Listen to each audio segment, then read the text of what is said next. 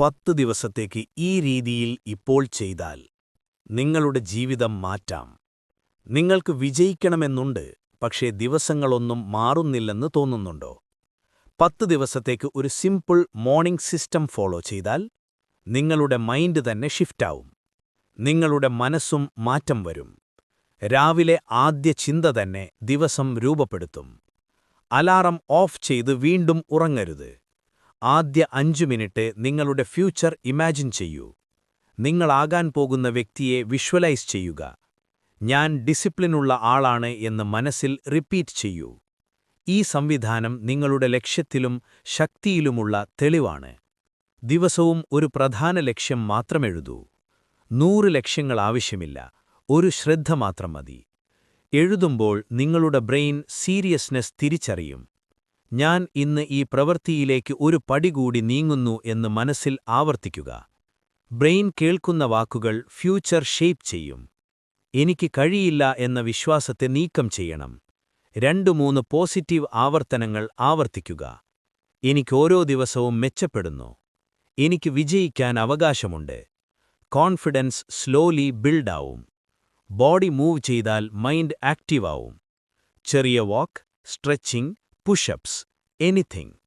ശാരീരിക ഗതിവിധി ഡോപ്പമൈൻ നീക്കങ്ങൾ സാധിപ്പിക്കും.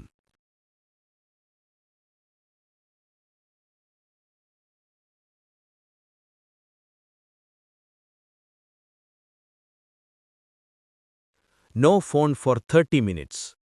Morning control equals life control. Notifications നിങ്ങളുടെ ഫോക്കസ് സ്റ്റീൽ ചെയ്യും. നിങ്ങളുടെ ലക്ഷ്യങ്ങൾക്കായി നൽകുക. മനസ്സ് ശാന്തമായിരിക്കുമ്പോൾ ഡിറക്ഷൻ ക്ലിയറാവും. രാവിലെ നിയന്ത്രണം ഈക്വൽസ് ജീവിതത്തിലെ നിയന്ത്രണം. വിഷ്വലൈസേഷൻ മാത്രം മതി എന്ന് വിശ്വസിക്കരുത്. 10-20 മിനിറ്റ് പ്രവർത്തനം ഉടനെ ചെയ്യുക.